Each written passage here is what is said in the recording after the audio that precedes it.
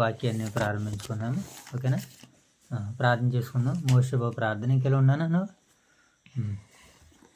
మోషేబా ప్రార్థన చేసుకుని రాత్రికాలపు కుటుంబ ప్రార్థన ప్రారంభించుకుందాం. ప్రార్థన చేయను. Parokma kana tene gachi mi kana tene mama dere ga de mi kana tene dere ga tene mi wakkan tene kona tene wakkan tene mi binu bitu ra ga maro jan tarangul pandira jan tene dere ga tene mama dor pesel tene ar kodi di sanji kachi ka ba tene re ga tene mi wakkan tene mak mi jana setin banan gyana ni tene ringal tene ro al mutu besa tene Yesu Krishna anu betun baraten ram. ఆమేన్. ప్రార్థన పరత వాతిని గడిచడానికి ఎంత mummy Rega దేనికి అంత road రేగతని నేను కాస్త మీరు ఎక్కడికి కాచుకోడానికి ఎంత road రేగతని వాక్య చదువుకోతండి ఆ వాక్యతని అందించాలి మీకు రూపాయలు వంటలు చేసి నీకు అంతమంది రోడ్డు రేగతండి మేము స్కూల్కి వెళ్తాను 10 మాటలు ఇలా చేసి నీకు అంతమంది రోడ్డు రేగతండి వాక్య చదువుకుంటారు వాక్యతని అందించాలి మీకు రూపాయలు వంటలు చేసి నీకు అంతమంది రోడ్డు రేగతండి మమ్మీ ట్రీగా దోపత అనుకోడు దించడానికి చెప్పలు నేర్పి టీజీ మాతో కొడుకుల్లో తండ్రి ఇంకా తండ్రి రోజుల్లో అందరూ ముట్టబేసమని యేసుకృష్ణ పరమచంద్ర.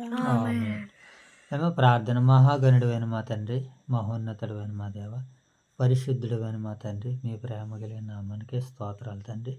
దేవ, ఈ రాత్రికాల సమయంలో మీ సన్నిధి భాగ్యాన్ని, అవకాశాన్ని, ఆయుష్ని మీరు మాకు అనుగ్రహించు ప్రభా. మీ చిత్తానుసారంగా మమ్మల్ని నడిపించినందులకే కృతజ్ఞతలు తండ్రి.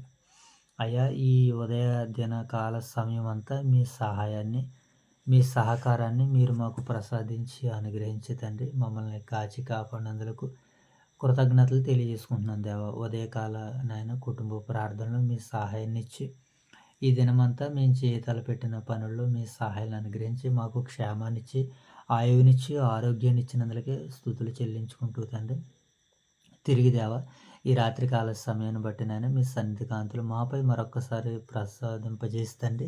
మీ మహిమ కొరకు, మీ ఘనత కొరకు మమ్మల్ని ముందుకు నడిపిస్తున్నందుకే వందనాలు చెల్లించుకుంటూ దేవ, మరి యొక్క రాత్రికాల సమయంలో మత్తయి సువార్త 27వ అధ్యాయం ద్వారా మీరు మాతో మాట్లాడడానికి మీరు సిద్ధపడుతుండగా నాయన మీ మాటలను వినగలిగే శక్తిని మీ మాటలు వినగలిగే శక్తిని, సామర్థ్యాన్ని మాకు దయచేయండి. అలాగే ఇదివరకు ఇద్దరు బిడ్డలు చేసినటువంటి ప్రార్థనకు ప్రతిఫలాలు దయచండి. అలాగే ప్రభు యొక్క పరిచయను వీక్షిస్తున్నటువంటి అమ్మను అలాగే చెల్లెళ్ళు ఇరువురును నా యొక్క సహకారాన్ని జ్ఞాపకం చేసుకోండి. వారి యొక్క పనిని, పరిచయని దీవించి ఆశీర్వదించండి. ఈ రాత్రికాల సమయంలో ఈ విలువైన సందేశాన్ని మీరు మాకు వినిపించి నేర్పించి మీరే ఘనత, మహిమ, ప్రభావాలు పొందుకోమని మా రక్షకుడైన యేసుక్రీస్తు వారి నామములో ఈ ప్రార్థన మీకు సమర్పిస్తున్నాము తండ్రి. ఆమేన్ తండ్రి. రైట్, మంచిది. అని ఒక సమయంలో ఒక పాటను పాడుకుంటూ నేటి రాత్రికాలపు కుటుంబ ప్రార్థనలో ముందుకు వెళ్దాం.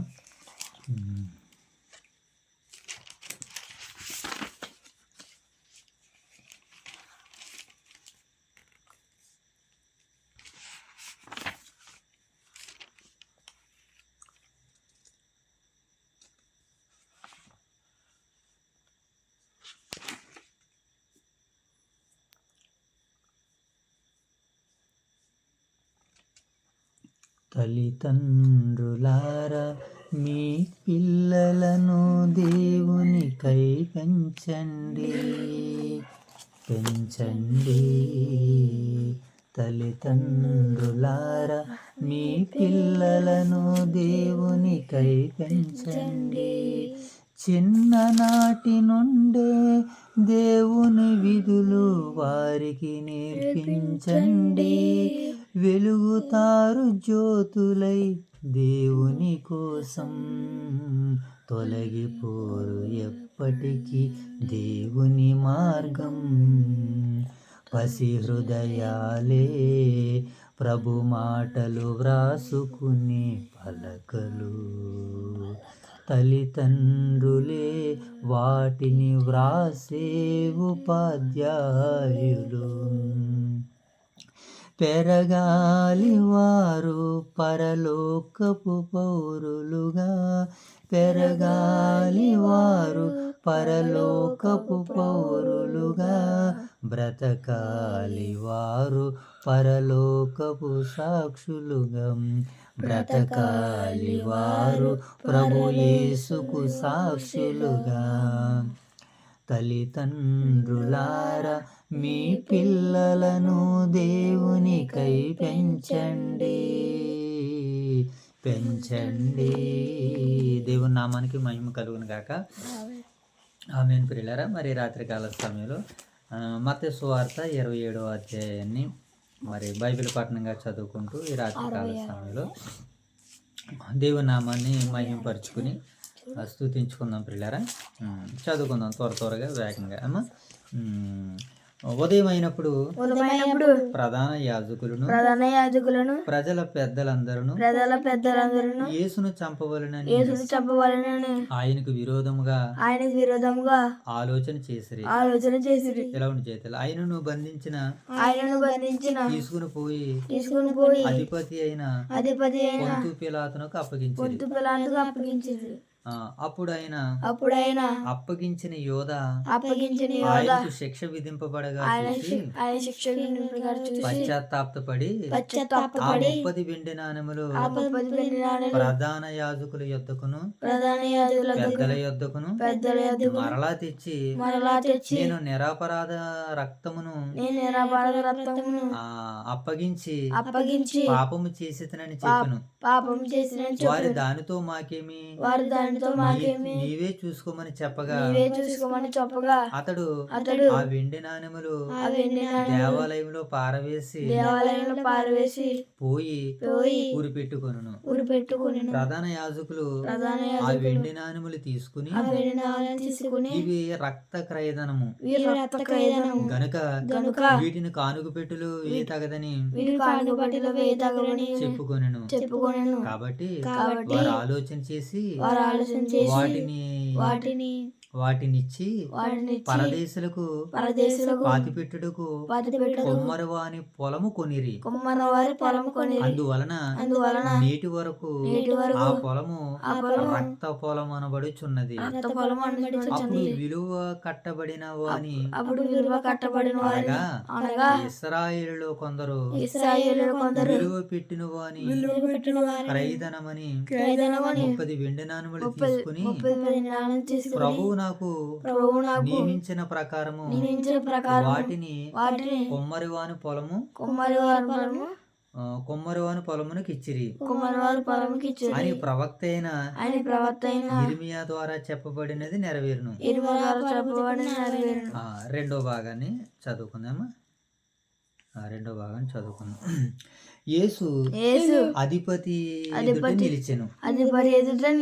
అప్పుడు అధిపతి యూదుల రాజువు నీవేనా అని అడగగా యేసు అతన్ని చూసి నీవన్నట్టే అని ప్రధాన యాజకులను పెద్దలను ఆయన మీద నేరం మోపినప్పుడు ఆయన ప్రత్యుత్తరం ఇయ్యలేదు. కాబట్టి పిలాతు మీ మీద మీరు ఎన్ని నేరములు మోపుచున్నారో నీవు వినుచున్నావా ఆయన అడిగాను. అయితే ఆయన ఒక మాటకైనను అతనికి ఉత్తరం ఇయ్యలేదు. గనుక అధిపతి మిక్కిలి ఆశ్చర్యపడును. జనులు కోరుకొనిన ఒక ఖైదీని పండుగలో విడుదల చేయుట అధిపతికి వాడుక. ఆ కాలమున బరబ్బను ప్రసిద్ధుడైన ఒక ఖైదీ చెరసాలలో ఉండెను. కాబట్టి జనులు కూడి వచ్చి పిలాతు నేనెవరిని విడుదల చేయవలెనని మీరు కోరుకొనుచున్నారు? బరబ్బనా లేక క్రీస్తనబడిన యేసునా అని వారిని అడిగెను. ఏలయనగా వారు అసూయ చేత ఆయన అప్పగించిరని అతడు ఎరిగి ఉండెను. 19వ వచనం. అతడు న్యాయపీఠం మీద కూర్చుండి ఉన్నప్పుడు అతని భార్య నీవు ఆ నీతిమంతుని జోలికి పోవద్దు, ఈ ప్రొద్దు ఆయనను గూర్చి నేను కలలో మిక్కిలి బాధపడి తిని అతని యొద్దకు వర్తమానం పంపెను. ప్రధాన యాజకులను పెద్దలను బరబ్బను విడిపించమని అడుగుటకును యేసును సంహరించుటకును జనసమూహములను ప్రేరేపించి అధిపతి ఈ ఇద్దరిలో నేను ఎవరిని విడుదల చేయవలెనని మీరు కోరుకున్నారని వారిని అడగగా వారు బరబ్బనే అనిరి. అందుకు పిలాతు అలాగైతే క్రీస్తనబడిన యేసును ఏమి చేతునని వారిని అడగగా సిలువ వేయము అందరూ చెప్పిరి. అధిపతి ఎందుకు ఇతడు ఏ దుష్కార్యము చేసిన అడగగా వారు సిలువ వేయమని మరీ ఎక్కువగా కేకలు వేసిరి. పిలాతు అల్లరి ఎక్కువగుచున్నదే గాని తనకి వలన ప్రయోజనం ఏమీ లేదని గ్రహించి నీళ్లు తీసుకుని జన సమూహం ఎదుట చేతులు కడుగుకొని ఈ నీతిమంతుని రక్తమును గూర్చి నేను నిరపరాధిని మీరే చూసుకున్నాడని చెప్పాను. అందుకు ప్రజలందరూ వాని రక్తము మా మీదను మా పిల్లల మీదను ఉండునుగాకనిరి. అప్పుడు అతడు వారు కోరుకున్నట్టు బరబ్బను వారికి విడుదల చేసి యేసును కొరడాలతో కొట్టించి సిలువనే అప్పగించెను. ఎన్నో సందర్భం? మూడో సందర్భాన్ని చదువుకుందాం.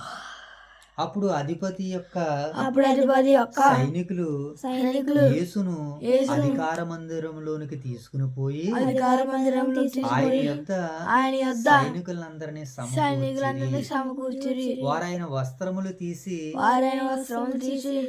ఆయనను ఎర్రని అంగి తొడిగించి ముండ్ల కిరీటమును అల్లి ఆయన తలకు పెట్టి ఒక రెల్లు ఆయన కుడిపార్శ్వమున కుడి చేతిలో నుంచి ఆయన ఎదుట మోకాళ్ళుని యూదుల రాజా నీకు శుభమని ఆయన అపహసించి ఆయన మీద ఉమ్మి వేసి ఆ రెల్లుని తీసుకుని దానితో ఆయన తల మీద కొట్టిరి. ఆయనను అపహాసించిన తర్వాత ఆయన మీదనున్న ఆ అంగీని తీసి ఆయన వస్త్రములు ఆయనకు తొడిగించి సిలువ వేయుటకు ఆయనను తీసుకుని పోయి. నాలుగో సందర్భాన్ని చదువుకుందాం. ఏమో వారు వెళ్ళుచుండగా కురేనీయుడైన సీమోను అని ఒకడు కనబడగా ఆయన సిలువ మోయుటకు అతను బలవంతం చేసిరి. వారు కపాలమును అర్ధమిచ్చు గొల్గొత్తా అనబడిన చోటికి వచ్చి చేదు కలిపిన ద్రాక్షారసమును ఆయనకు త్రాగనిచ్చిరి. ఆయన దానిని రుచి చూడక రుచి చూసి త్రాగనొల్లకపోయెను. 35వ వచనం. వారు ఆయనను సిలువ వేసిన చీట్లు వేసి ఆయన వస్త్రములు పంచుకొనిరి. అంతటా వారు అక్కడ కూర్చుండి ఆయనకు కావలి ఉండిరి. ఇతడు యూదుల రాజైన యేసు అని ఆయన మీద మోపబడిన నేరము వ్రాసి ఆయన తలకు పైగా ఉంచిరి. మరియు కుడివైపున ఒకడును ఎడం వైపున ఒకడును ఆయన మీద ఇద్దరు బందిపోటు దొంగలు ఆయనతో కూడా సిలువ వేయబడిరి. ఆ మార్గమును వెళ్ళుచుండిన వారు తలలూపుచు దేవాలయమును పడగొట్టి 3 దినములలో కట్టువాడా నీవే రక్షించుకొనుము. నీవు దేవుని కుమారుడు అయితే శిలువ మీద నుండి దిగమని చెప్పుచు ఆయనను చూసిరి. ఆయనను దూషించిరి. అలాగే శాస్త్రులను పెద్దలను ప్రధాన యాజకులను ఆయనను అపహసించుచు వీడు ఇతరులను రక్షించెను తన్ను తానే రక్షించుకొనను తానే రక్షించుకొనలేడు. రక్షించుకోనలేడు. ఇశ్రాయేలు కదా, ఇశ్రాయేలు కదా, ఇశ్రాయేలు రాజు కదా. ఇశ్రాయేలు రాజు ఇప్పుడు కదా. సిలువ మీద నుండి శిలువ మీద నుండి దిగిన ఎడల వాని నమ్ముదుము. నమ్ముదుము. వాడు దేవుని యందు దేవుని యందు విశ్వాసముంచెను. నేను దేవుని కుమారుడని చెప్పెను. నేను దేవుని కుమారుని గనుక ఆయనకిష్టుడైతే ఆయన ఇప్పుడు వానిని తప్పించునని చెప్పిరి. ఆయనతో కూడా సిలువ వేయబడిన బందిపోటు దొంగలను అలాగే ఆయన నిందించిరి. మధ్యాహ్నం మొదలుకొని 3 గంటల వరకు ఆ దేశమంతటా చీకటి కమ్మెను. ఇంచుమించు 3 గంటలకు యేసు ఏలీ ఏలీ లామా సబాక్తాని బిగ్గరగా కేకవేసెను. ఆ మాటకు నా దేవా నన్ను ఎందుకు చేయి విడిచితివి అని అర్థము.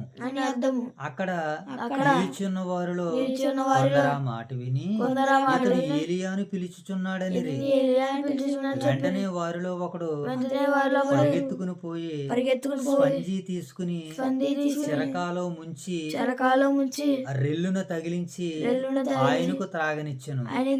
త్రక్కిన వారు ఊరకుండి ఏలియా ఆయన రక్షించినేమో చూతుమనిరి. యేసు మరలా బిగ్గరగా కేకవేసి ప్రాణం విడిచెను. అప్పుడు దేవాలయపు తెర పైనుండి క్రిందకి రెండుగా చినిగెను. భూమి వణికెను. బండలు బద్దలాయెను. సమాధులు తెరవబడెను. నిద్రించిన అనేక మంది పరిశుద్ధుల శరీరములు లేచెను. వారు సమాధులలో నుండి బయటికి వచ్చి ఆయన లేచిన తర్వాత పరిశుద్ధ పట్టణములో ప్రవేశించి అనేకులు అగపడిరి.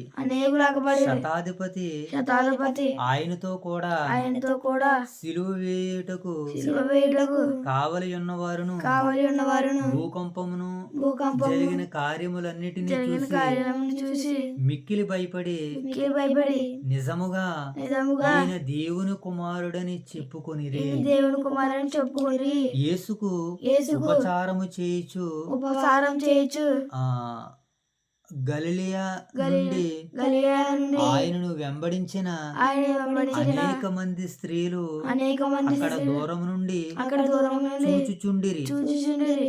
వారిలో మగ్దలేని మరియయు యాకోబు యోసే అని వారి తల్లి అయిన మరియయు జబదయ కుమారుల తల్లియు ఉండిరి. 5వ భాగాన్ని చదువుకుందాం. 6వ భాగమా 5వ భాగమా? 5వ భాగాన్ని చదువుకుందాం. ఎన్నో వచనం? 57.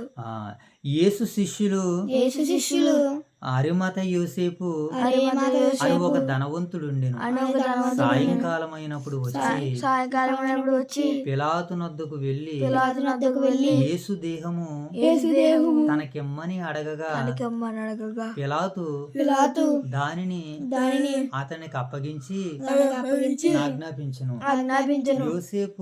యోసేపు ఆ దేహమును తీసుకుని శుభ్రమైన నారబట్టతో చుట్టి తాను రాతిలో తొలిపించుకున్న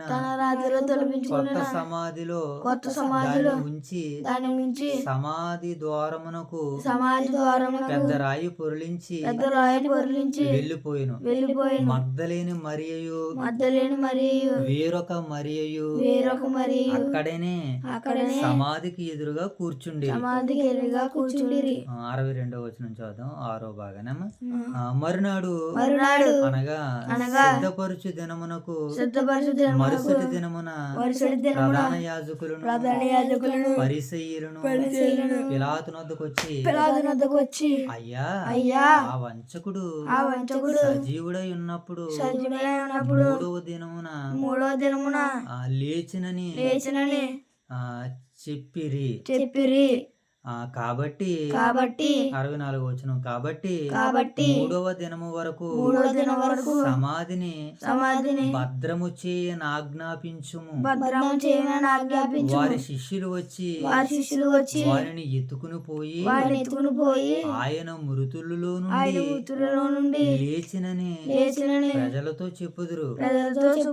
అప్పుడు మొదటి వంచన కంటే కడపటి వంచన మరీ చెడ్డదై ఉండునని చెప్పిరి. అందుకు పిలాతు కావలి వారు ఉన్నారు కదా, మీరు వెళ్ళి చేతనైనంత మట్టుకు సమాధిని భద్రము చేయడని వారితో చెప్పిన. వారు వెళ్ళి కావలి వారిని కూడా ఉంచుకుని రాతికి ముద్ర వేసి సమాధి భద్రము చేసి. దేవుడి యొక్క పరిశుద్ధ వాక్యాన్ని నేడు మన వినికిడిలో ఫలింపజేయను గాక. ఆమేన్. ఇక్కడ ఈ మత్తయి సువార్త 27వ అధ్యాయంలో మరి చదవబడినటువంటి లేఖన భాగాలను మనం గమనించినప్పుడు మరి ప్రభు అయిన యేసుక్రీస్తుల వారు సెలవిచ్చినట్లుగా మనం యెరూషలేమునకు వెళ్తున్నాము. 2 దినములైన తర్వాత ఆయనని ప్రధాన యాజకులు పెద్దలందరూ పట్టుకుంటారు, ఆయన్ని సిలువేస్తారు, ఆయన సమాధిలో నుంచి మరలా 3వ దినాన్ని తిరిగి లేస్తారని ముందుగానే వాక్యాన్ని చెప్పారు కదా. ఆయన 26వ అధ్యాయంలో 27వ అధ్యాయంలో అదే జరిగింది. ఇప్పుడు యేసుక్రీస్తుల వారిని సిలువ వేస్తున్నటువంటి సందర్భం ఈ 27వ అధ్యాయంలో మనకు కనబడుతుంది. చూద్దాం. మొదటి సందర్భం ఏముంది? ఉదయం అయినప్పుడు ప్రధాన యాజకులను ప్రజలను పెద్దలందరూ యేసును చంపవలెనని ఆయనకు విరోధముగా ఆలోచన చేసి ఆయనను బంధించి తీసుకుని పోయి అధిపతి అయిన పొంతు పిలాతు వద్ద ఎవరట పిలాతు దగ్గర పెట్టారు. అంతకుముందు ఎవరో ప్రధాన యాజకులు తీర్పు తీర్చారు. ఇప్పుడు ఎవరు తీర్పు తీరుస్తున్నారు? వెరీ గుడ్, పిలాతు గారు తీర్పు తీరుస్తున్నారు అన్నమాట. అప్పుడు ఆయన అప్పగించిన యోధ ఏం చేశాడంటే ఆయనకి మరణశిక్ష విధిస్తున్నారో అని ఆయనకి పశ్చాత్తాపం కలిగింది. ఎవరికే? యోధా గారికి. ఎందుకు యోధా గారి పశ్చాత్తాపం కలిగింది? 30 వెండి అమ్మేశాడు కదా ఆయన. అంటే నా వలన ఒక ఆయన మరణిస్తున్నాడా, నేను అప్పగించింది ఈ ధనము ఒక మనిషి మరణానికని అతనికే మనసు రాలేదు. అదేంటి, నేను ఆయన మరణానికి అప్పగించలేదు, నాకు ఎండు రోగులు కట్టొద్దు బాబు, నాకు వద్దు, తీసి పాడేయండి అని అంటే అదేదో మాకే తెలియదు, నీ గతి నువ్వే చూసుకొని వీళ్ళు ఏం చేశారంటే వెండి నాణ్యాలు తీసుకోలేదు. అప్పుడు ఈ వెండి నాణ్యాలను దేవాలయంలో పారవేస్తే ఆ వెండి నాణ్యాలు తీసుకుని ఒక కుమ్మరవాని పొలం కొనాలని ప్రవక్త అయినటువంటి ఇర్మియా ద్వారా చెప్పబడిన మాట నెరవేరినట్లుగా ఆ డబ్బులతోటి దేని కొన్నారో ఒక పొలాన్ని కొని సమాధులు, అంటే మనిషి చనిపోయిన తర్వాత సమాధులు పెట్టుకోవడానికి ఒక పొలాన్ని కుమ్మరవాని పొలం కొన్నట్లుగా మనకి ఈ భాగం సెలవిస్తుంది అనమాట. ఇది మొదటి సందర్భం. యేసుక్రీస్తుల వారిని సిలువ వేయడానికి పొంతు పిలాతు దగ్గరికి తీసుకుని వెళ్ళారు. అలాగే ఆయన అప్పగించినటువంటి ఇస్కరియోతు యోధ యేసుక్రీస్తుల వారికి మరణశిక్ష విధిస్తున్నారనంతో ఆ దేవాలయంలో 30 వెండి నాణ్యాలు పాడేస్తే ఆ వెండి నాణ్యాలు చూసి కుమ్మరవాని పొలం కొన్నట్లుగా మనకి లేఖన భాగాలు సెలవిస్తుంది. ఇది మొదటి సందర్భం. ఇక రెండో సందర్భంలో ఫ్యాన్ ఒకటి లేటు, నేను అధిపతి అయిన యేసుక్రీస్తుల వారు అధిపతి అయిన పొంతు పిలాతుకు అప్పగించారు. అప్పుడు యూదుల రాజు నీవేనా అని ఆయన్ని అడుగుతున్నారనమాట. అవును, నీవన్నట్టే నేను రాజునాను. కానీ కొన్ని సందర్భాలు ఆ పిలాతు గారికి యేసుక్రీస్తుల వారికి కొంత ఆర్గ్యుమెంట్ జరిగినట్లు ఇక్కడ మనకి సెలవిస్తున్నాయన్నమాట. అయితే ఆయన కాబట్టి పిలాతు నీ మీద వీరెన్ని నేరములు మోపుచున్నారో నీవు వినుచున్నావా అని ఆయన్ని అడిగిరి. అయితే ఆయన ఒక మాటకైనను అతనికి ఉత్తరం ఇవ్వలేదు కనుక అధిపతి మిక్కిలి ఆశ్చర్యపడి, నీ మీద ఇంతమంది దౌర్జన్యంగా మాట్లాడుతుంటే నువ్వేమీ ఒక్క మాట కూడా మాట్లాడట్లేదేంటి అని పొంతు పిలాతుకి యేసుక్రీస్తుల వారిని బట్టి ఆయనకి ఏమొచ్చిందట? ఆశ్చర్యపడ్డాడట. జనులు కోరుకున్న యొక్క ఖైదీని పండుగలో విడుదల చేయడానికి వాడుక. అయితే కాబట్టి ఇప్పుడు బరబ్బ అనేటువంటి ఒక ప్రసిద్ధుడు ఉన్నాడు. కాబట్టి జనులు కూడి వచ్చినప్పుడు పిలాతు అడుగుతున్నారు, నేను మీకు ఎవరిని విడుదల చేయమంటారో, యేసుక్రీస్తుల వారినా బరబ్బా అంటే జనులు ఎవరిని కోరుకున్నారో అలా తొలిపిస్తాము సరిగ్గా డోర్ కట్టను. జనులకి అడగగానే జనులు ఏమని చెప్పారంటే మాకు బరబ్బా కావాలి, యేసుక్రీస్తుల వారు వద్దని బరబ్బాని బందిపోటు దొంగను కోరుకున్నారు. అంటే బందిపోటు దొంగ కంటే ప్రమాదకరంగా భావించారు ఆనాటి ఉన్నటువంటి ప్రజలు ఎవరిని? యేసుక్రీస్తుల వారిని. ఇది మీరు మనసులో పెట్టుకోండి. అప్పుడు ఏం జరిగింది, అతడు న్యాయపీఠం మీద కూర్చొని ఉన్నప్పుడు ఏం జరిగిందంటే, క్రీస్తనబడిన మాకు ఆయన వద్దు గాని మాకు బరబ్బను విడుదలనేది. ఎందుకంటే ఏలయనగా అసూయ చేత ఆయన్ని అప్పగించరని ఎవరికి తెలిసింది? పిలాతుకి తెలిసింది. ప్రజలకు తెలియట్లేదు. ఆయనకి పిలాతు గారికి అర్థమైపోయింది ఏమని, ఏలయనగా వారు అసూయ చేత ఆయన్ని అప్పగించరని అతడు ఎరిగి ఉండెను. కాబట్టి ఈలోగా అతని భార్య వచ్చి అంటుంది, ఎవరో పిలాతు గారి భార్య వచ్చి అంటుంది, ఈ ప్రొద్దు ఆయన గురించి సాక్ష్యం ఇస్తుంది. నేను కలలో ఆయన గురించి నేను విన్నాను. ఆయన నీతిమంతుడు. ఆయన జోలికి మనం పోవద్దు. ఆవిలని తీకు ఏమో, ఆయన జోలికి నువ్వు పోవద్దు, మనం జాగ్రత్తగా ఉండాలని యేసుక్రీస్తుల వారి గురించి పిలాతు గారి భార్య చెప్పగానే, బాబు అతను ఒక నీతిమంతుడు, ఇతని యందు నాకు ఏ దోషం కనబడట్లేదు అంటున్నాడు చూడండి. అందుకు పిలాతు అలాగైతే క్రీస్తనబడిన యేసును ఏమి చేతుమని వారిని అడగా, సిలువ వేయమని అందరిని ఏమంటున్నారట చెప్పారన్నమాట. అప్పుడు అధిపతి ఇతడు ఎందుకు ఏ దుష్కార్యం చేసును, ఇతడు ఏ దుష్కార్యం చేయలేదు కదా అన్నదప్పుడు ఏ దుష్కార్యం చేసినని వారిని అడగగా సిలువ వేయమని మరీ ఎక్కువగా కేకలు వేస్తారు. పిలాతు అల్లరి ఎక్కువ అవుతున్నందున అల్లరి ఎక్కువ అవుతున్న ప్రయోజనం ఏమి లేదని తెలుసుకుని గ్రహించి నీళ్లు తెచ్చి తన చేతులు కడిగేసుకున్నాడు అనమాట.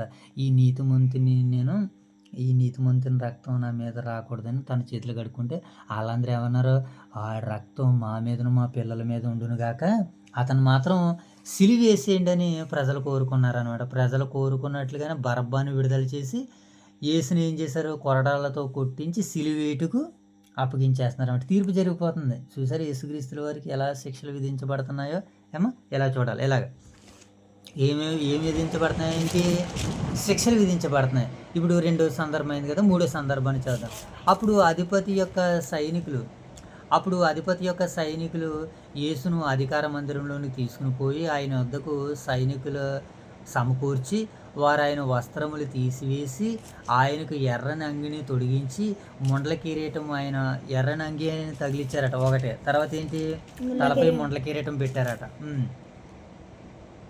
ఒక రెల్లు ఆయనకి తొడిగించి ఆయన ఎదుట మోకాళ్ళని యూదుల రాజా నీకు శుభమని చెప్పి ఆయన ఏం చేస్తున్నారు, అపహాసిస్తూ అతని మీద ఏం చేస్తారట, ఉమ్మి వేస్తారట. చూడండి, ఇది ఎన్నో సందర్భం, రెండోసారి వేస్తారు ఆయన మీద ఉమ్ము. 27 అధ్యాయంలో ఒకసారి వేస్తారు, ఉమ్మి వేసి ఆయన గుద్దారు. ఇక్కడ కూడా ఆయన తల మీద ముండ్ల కిరీటం పెట్టారు, ఆయన వస్త్రాలు మార్చారు. ఇప్పుడు ఏం చేస్తున్నారు, ఆయన మీద మరలా ఉమ్మి వేశారు.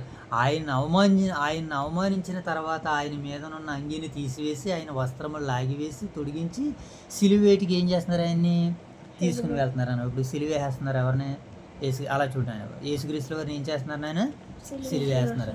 ఇది 4వ సందర్భంలో చూద్దాం. వారు వెళ్ళుచుండగా కురేనీయుడని సీమోను ఒకడు కనబడగా ఆయనతో కూడా సిలువ వేయమని బలవంతం చేశారు.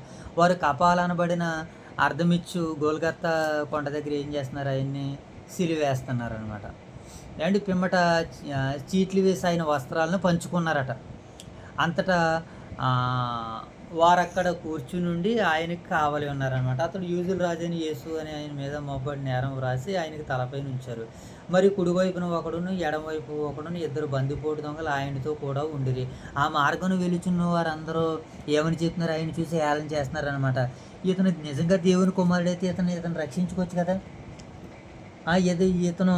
ఇతను రక్షించాడు కానీ ఇతను రక్షించుకోలేకపోతుంది, ఇతని మనిషి ఇతనేం దేవుడని ఈయన ఏం చేస్తున్నారు, ఎగతాళి చేస్తున్నారు, హేళన చేస్తున్నారు. వారు దేవుని యందు విశ్వాసముంచును వీడు దేవుని కుమారుడని చెప్పిన కనుక ఆయనకి ఇష్టడైతే ఆయన ఇప్పుడు అతన్ని తప్పించునని చెప్పిరి. ఆయనతో కూడా సిలువ వేయబడిన బందిపోటు దొంగలను అలాగే ఆయనను ఏం చేస్తున్నారు, అపహాసిస్తున్నారు, హేళన చేస్తున్నారు. అలా హేళన చేసిన తర్వాత అప్పుడు ఇంచుమించు మధ్యాహ్నం మొదలుకొని ఆ దేశం అంతటా ఏం చేసింది, ఆ దేశం అంతటా కూడా చీకటి కమ్మిన. ఇంచుమించు 3 గంటలప్పుడు యేసు అంటున్నాడు అనమాట. యేసు ఏలి ఏలి లామా సబక్త్ అని బిగ్గరగా కేకవేసి ఏం చేశాడైనా, బిగ్గరగా కేకవేసాను. ఆ మాటకు నా దేవా నన్ను ఎందుకు చేయి విడిచితివని అర్థం. అక్కడ ఉన్నవారందరూ ఏలి అని అక్కడ ఉన్నవారందరూ ఏలి అని పిలుస్తున్నారేమని అనుకున్నారు. అక్కడ ఉన్నవారందరూ ఎవరిని పిలుస్తున్నారట, ఏలి అని పిలుస్తున్నారేమో అనుకున్నారు. అప్పుడు ఆయన ఒకడు చిరక తెచ్చి ఆయనకి స్పంజి తగిలించి దాహానికి ఇస్తే ఆయన చిరకాలో ముంచి రెల్లుని తగిలించి ఆయనకి త్రాగనిచ్చిన కానీ తక్కిన వారు ఊరకుండి ఏలి అని పిలుస్తున్నారు అనుకున్నారు. అప్పుడు యేసు మరలా బిగ్గరగా కేక వేసి ఏం చేశారు, ఇప్పుడు ప్రాణం విడిచాడు. యేసుక్రీస్తుల వారు ఏం చేశారు, చనిపోయారు పాపం. చూసారా ఆయన పుట్టుక ఎలా ప్రారంభించబడిందో, ఆయన మరణం ఎలా మారిపోయిందో. ఆయన మరణంలో, పుట్టుకలో ఆయన ప్రమేయం లేదు, మరణంలో ఆయన ప్రమేయం లేదు. తండ్రి చిత్తానికి తలవొగ్గాడు, తండ్రి చిత్తానికి మేరకు ప్రాణం విడిచాడు, తండ్రి చిత్తం మేరకు పరలోకానికి యోగ్యత అర్హత సంపాదించుకున్నాడు. కనుక ఈ సమయం, ఈ సందర్భం మనకి ఏమి తెలియజేస్తుందని అంటే, ఇలా జనులు మనల్ని నిందించి హేళన చేసి గాయపరిచిన ఒక్క మాట మాట్లాడడానికి కూడా మనకి అవకాశం లేదు. దౌర్జన్యము, అన్యాయము, అక్రమం మన కళ్ళ ముందున్న మనం మాట్లాడకూడదు, మన నోరు తెరవకూడదని వాక్యం మనకి సెలవిస్తుంది. కనుక ఇప్పుడు ఈ సందర్భం మనకి ఏమి సెలవిస్తుందని మనం నేర్చుకున్నాం. ఆయన చనిపోయిన తర్వాత కొన్ని వండర్స్ జరిగినాయి, కొన్ని మెరాకిల్స్ జరిగినాయి. ఎవరో యేసుక్రీస్తుల వారు మరణించిన తర్వాత మెరాకిల్స్ ఏం జరిగినాయి? సమాధులు తెరవబడ్డాయట. ఏంటది? సమాధులు తెరవబడ్డాయి. నిద్రించిన అనేక మంది పరిశుద్ధుల శరీరాలు ఏం చేసినాయి? లేచినాయి. ఇవన్నీ చూస్తున్నారు, ఇవన్నీ కనబడుతున్నాయి అనమాట. అవన్నీ కనబడగానే చూసి ఏం చేశారు? జరిగిన కార్యములన్నింటినీ చూసి మిక్కిలి భయపడి నిజముగా ఈయన దేవుని కుమారుడని చెప్పుకునేది. ఇప్పుడు జనులకి ఏమైంది? ఆయన శిలువ మీద నుంచి కిందకి దిగితే దేవుని కుమారుడు అవడో, మరి ఎలాగా? ఆయన మరణించిన తర్వాత నిద్రించిన అనేక మంది లేచారు. ఈయన నిద్రించిన వాడు లెగడం పెద్ద కష్టమేమీ కాదు. ఇది తెలియాలి ప్రపంచానికి. నిజంగా ఆ రోజు వారు కష్టాలు పెట్టినప్పుడు, వారు కన్నీళ్ళు పెట్టినప్పుడు, ఆ రోజు విడుదల కలిగిందనుకో, ఇంత మహిమ జరగదు. అందుకనే వాక్యం మనకి ఏమి సెలవిస్తుందని అంటే, శ్రమలు వచ్చేటప్పుడు మనం ఏం చేయాలి తెలుసా? అలా ఉండిపోవాలి. యోబుకి ఎన్నో శ్రమలు వచ్చినాయి, అలా నిలబడిపోయాడు అంతే. 10 మంది బిడ్డల కళ్ళ ముందే చచ్చిపోయారు, అయినా సరే ఐ డోంట్ కేర్ అన్నాడు. మీరు కూడా అలా అనుకోవాలి. మీ కళ్ళ ముందు ఒకవేళ మేము చచ్చిపోయినా, ఒకవేళ ఈ కుటుంబంలో ఎవరు చచ్చిపోయినా మీరు మాత్రం ఎలా ఉండాలి? ధైర్యంగానే ఉండాలి. మా తల్లి మా తండ్రి మాకు ఒక మాటను నేర్పించారు. వాళ్ళు ఆ బాటలో, ఆ మార్గంలో మేము నడుచుకుంటామన్న ధైర్యం మీకు రావాలి. భయపడలేదు వీళ్ళందరూ ఎవడు కూడా. నడిపించేవాడు, మనల్ని పోషించేవారు, మనల్ని రక్షించేవారు పరమందు ఉన్నటువంటి దేవాతి దేవుడు.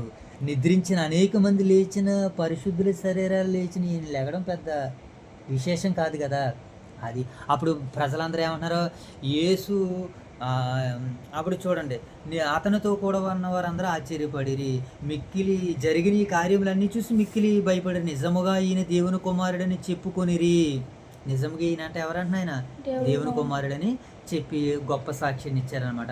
చూడండి, అప్పుడు చివరి సందర్భాన్ని చదువుకున్న మరునాడు ఆయన అనగా సిద్ధపరిచిన దినమునకు మరుసటి దినమున ప్రధాన యాజకులను పరిశీలను పిలాతునొద్దకు వచ్చి, అయ్యా ఆయన చనిపోయిన తర్వాత లేస్తానని ముందుగానే శిష్యులకి చెప్పాడు, ఒకవేళ ఆయన చనిపోయిన తర్వాత మరలా లేచిపోతే ఇప్పుడు అంతా కూడా మరలా ఏమవుతుందంటే మనం అబద్ధం చేసిన వారం అవుతాము, కనుక మాకు కొంతమందిని అధికారులని జనాల్ని మేము అతను లేకుండా మేము చూస్తామని మరలా కొంతమంది జనాలు తెచ్చుకున్నారనమాట. ఎవరో? ఈ సిలువ వేయించినటువంటి గొప్పవారు, ఈ సిలువ వేయించినటువంటి వ్యక్తులు. అప్పుడు ఆ పిలాతు ఏమన్నాడు చూడండి. అందుకు పిలాతు, కావలి వారు ఉన్నారు కదా, మీరు వెళ్ళి మీ చేతనైన మటుకు చేసుకోండి, ఆ సమాధిని భద్రం చేయండి అని వారితో చెప్పాను. వారు వెళ్ళి కావలి వారును కూడా ఉంచుకుని రాతికి ముద్ర వేసి సమాధిని భద్రము చేసి. ఇప్పుడు సమాధి ఎక్కడ ఉంది? రాతి గుహంలో ఉందన్నమాట. ఇప్పుడైతే మనం గొయ్యిలోకి పెట్టి ఆ పెట్టిని పెడేస్తాం. వాళ్ళు అలా కాదు. ఏంటి? రాతి సమాధిలో గొయ్యితో ఒక రాయిని త్రవ్వి సమాధి చేసి దానికి ఒక భద్రం చేసేవారు అన్నమాట. దానికి ఒక రాడ్ వేసేసేవారు ఇంకా బయటికి రాకుండా. అలాగే యేసుక్రీస్తుల వారి సమాధిని కూడా అలా చేసి రాడ్ని వేసేసి భద్రం చేసేసారు. ఆయన లేస్తానన్నాడు కదా, ఎలా లేస్తాడు మేమే చూస్తాంలే అని. ఏమండి, చనిపోయిన వారు లేచారు, ఈయన చనిపోయిన ఆయన లేవలేడా? ఎలీషా గారు చనిపోయిన తర్వాత ఆయన శరీరాన్ని తీసుకుని వెళ్ళి పాతి పెడతంటే మరొక ఆయన ఎముక తగిలి మరొక ఆయన లేచిపోయాడు, బ్రతికేసి వచ్చేసాడు. అంటే ప్రవక్తల దేహాలకి యేసుక్రీస్తుల వారి దేవుని కుమారుడు కనుక ఆయన దేహానికి ఇప్పుడు ఏమున్నాయి? మెరాకిల్స్ జరుగుతాయి, అద్భుతాలు జరుగుతాయి, ఆశ్చర్య కార్యాలు జరుగుతాయి. కనుక ప్రభు అయిన యేసుక్రీస్తుల వారు ఇలాగా పుట్టుకలో ఆయన ప్రమేయం లేదు, ఆయన పెరిగినప్పుడు ఆయన ప్రమేయమే లేదు, ఆయన మరణించినప్పుడు కూడా ఆయన ప్రమేయమేమో లేదు. మన జీవితంలో కూడా అంతే. దేవుడు మనల్ని లోకానికి పంపించాడు. ఆయన మహిమ ఏమై ఉన్నదో, ఆయన చిత్తం ఏమై ఉన్నదో మనం కనుగొనాలి. ఆ చిత్తానికి, ఆ మహిమకు మనం లోబడాలి. అలా లోబడితేనే మనం యేసుక్రీస్తుల వారిని నిజమైనటువంటి క్రిస్మస్ను మనం స్వతంత్రించుకోగలం. కనుక ఈ క్రిస్మస్ పర్వదినాల్లో అనేక మంది మరి దేవుని కొరకు బ్రతుకుతూ ఉంటారు. మరి మనం కూడా అలా బ్రతకడానికి దేవుడు మరి మనకి చక్కటి క్రిస్మస్, ఆయన మరణించి తిరిగి లేచినటువంటి విధానం ఎలా ఉంటుందో, ఎంత గొప్పగా ఉంటుందో రేపటి ఉదయకాల సమయంలో మనం నేర్చుకుందాం. మరి దేవాతి దేవుడు ఈ నెలలో మరి బైబిల్ మనం చదవడం ప్రారంభించడం, ఈ నెలలోనే మరి మత్తయి సువార్తను ముగించుకోవడానికి రేపటి ఉదయకాల సమయంతో ముగిస్తున్నందుకు మరి దేవాతి దేవుని నేను ఎంతగానో స్తుతిస్తున్నాను. మనం అందరం కూడా నాయన అందరం కూడా దేవునికి కృతజ్ఞతాస్తుతులు చెల్లింపబద్దలేమన్నా. దేవుడు మరింత గొప్ప పరిచర్యకి మనల్ని పిలిచి ఆయన మహిమ కొరకు వాడుకుంటున్న విధానాన్ని బట్టి దేవత దేవుని స్తుతులు చెల్లించుకుంటూ మరొకసారి ఘనమైనటువంటి దేవత దేవునికి వందనాలు తెలియజేసుకొనిచు, మరి ఈ పరిచర్య వీక్షిస్తున్నటువంటి వారందరూ కూడా మరొకసారి నిండు వందనాలు తెలియజేసుకొనిచు ముగి ప్రార్థన చేసుకుందాం. చెప్పబడినటువంటి వాక్యాన్ని జ్ఞాపకం చేసుకుని ప్రార్థించండి. ఇరువురు కూడా త్వరగా వేగంగా.